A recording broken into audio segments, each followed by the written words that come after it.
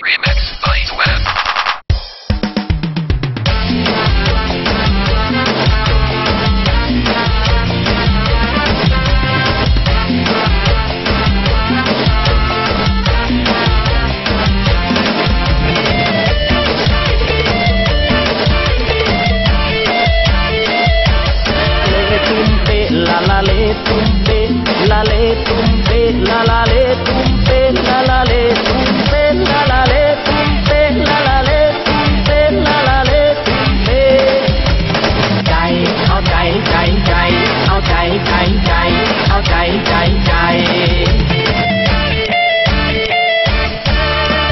หนาวนอนเฝ้าเขาก่อนกระท่อมนาดอนหลังคาดูดีทักแว่นลัดกองอยู่กับน้องกลางนาไปเด็ดยอดมาละกินกันมุ่งเม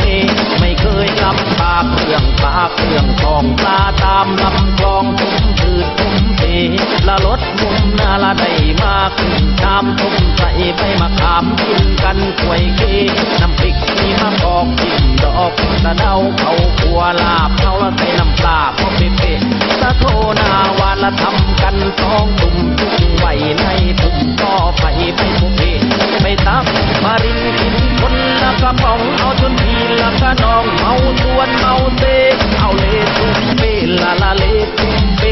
ละเลตุ้มเปละละเลตุ้มเปละละเลตุ้มเปละละเลตุ้มเปละละเลตุ้มเปละละเลตุ้มเปใจ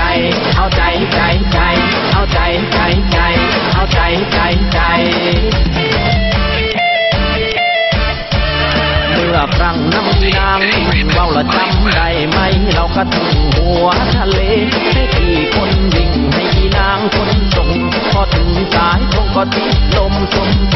ที่สาวน้องทักที่ชักน้องสาวเอาสาวสาวสาวเอาทักทักทักเอาทักทักทักเอาสาวสาวสาวเอาจนได้สายเบาละพันกันเมที่เคยนำนางฟังเสียงธนูเสียงดังเข้าหูยามลมหันเมเข้าผู้ละธนูใบลานเสียงดังสนั่นละมีมนต์มีเสน่ห์เอาเดินเดินเดินดาดีเดินเดินเดินเอาเดินเดินเดินดาดีเดินเดินเดินดาดีเดินเดินเดินดาดีเดินดาดีเดินดาดีเดินดาดีเดินดาดีเดินเดินเดินใจเอาใจใจใจเอาใจใจใจเอาใจใจใจหน้าหนาวนอนลานพากันนอนหลับเลยมาหนึ่งบาทภาพเขาเมื่อกลางทุกทีบางค่ำบางคืนแล้วก็นอนตาแข็งชวนหล่อนนอนตะแคงดูดาวมีตะกีดาวตะกีหัวเลลงตะแคงละตะวันใกล้แจ้งมันเป็นเรื่องจำเจพอว่าวหดลมก็ที่อวยหัวลงและต้องวิ่งลงทุ่งเอาจนเอวนี่กะตีที่สาวน้องทับที่ทับน้องสาวเอาสาวสาวสาวเอาทับทับทับเอาสาวสาวสาวเอาทับทับทับเอาจนว่าวทบทับหัวปักดินเดพอหวนมาคิดว่าชีวิตคนเรานี่มันคล้ายกันกับว่าวมีวอนมี